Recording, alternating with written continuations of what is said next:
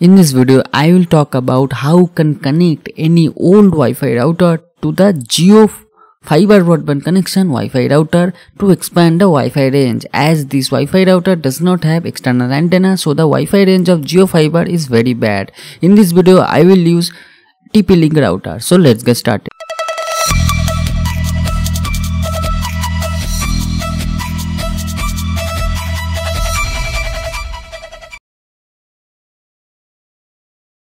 As you can see, I will use the one of the LAN port of 4 gigabit LAN port given with Jio Fiber home gateway or the Wi-Fi router. Here you can see most left one is the RJ45 cable I have attached. So this LAN cable or RJ45 cable from the left side, I will connect one of the port in my TP-Link router. This is an old router. And here you can see this is the Jio Fiber connection. It is right now working. So this is a TP-Link router. So it does have 100 Mbps maximum bandwidth. So above 100 Mbps plan you cannot use with this TP-Link router. So here you can see there is 4 LAN port 100 Mbps and 1 WAN port wide area network connection. So in this video I will use only the LAN port, because if you connect to the blue WAN port from that LAN, it will again NAT. So it will NAT or network address translation will be there, and it will be a separate network ID. And if you are going to use separate network in two Wi-Fi router, you will not able to use the Jio call voice application, because it needs to be in the same Wi-Fi range or Wi-Fi network, or basically the IP address will be the same network with the Jio Fiber Broadband connection router. So I will have to use in the same network.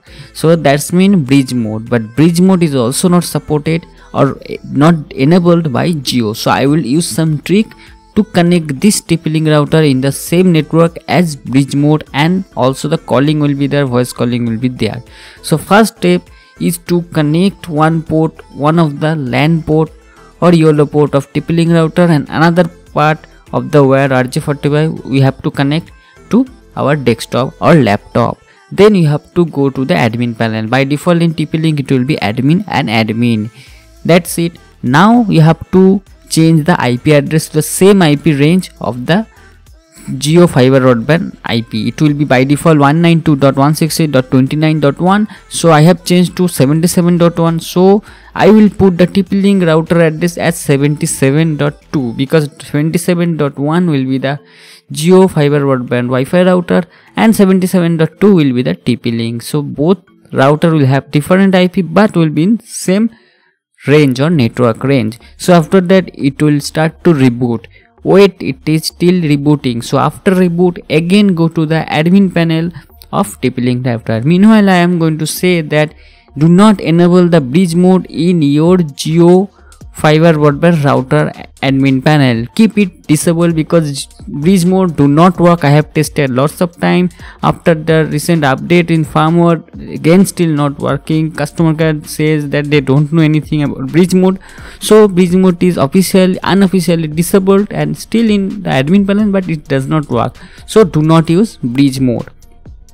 Now again I have logged in. Now you have to disable the DHCP server. That means your IP address will not be assigned by your TP-Link router, rather it will be assigned by your Jio Fiber Broadband router. So disable the DHCP server in your TP-Link router or any other router, old router you are gonna use. Just save yes, and again it will reboot. So after reboot it will be fine to use. Now what you have to do, you have to connect one Ethernet cable to one of the LAN port or YOLO color port, and another one of the remaining 3 port. Again connect another wire and attach it to the desktop. So as color is coming from my Jio router and the blue wire is going from TP-Link to my desktop. Now time to log into admin panel. So here you can see internet is very much working. So now I have to log into Jio. Again you can be connected TP-Link and Jio web page or admin panel from the same Wi-Fi range or same network. So that's why you can handle or you can access both web pages. So it is in same network range.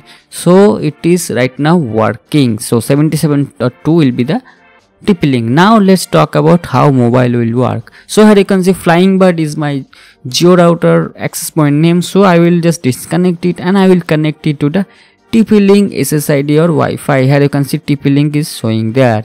So it is right now connected and internet is also working. IP, you can see the IP will be the gateway will be that Jio Wi-Fi router 77.1. Here you can see Jio voice call or Jio call application is also working from TP-Link router. So that is very much good thing. Here you can see I can able to call using TP-Link router Wi-Fi access point.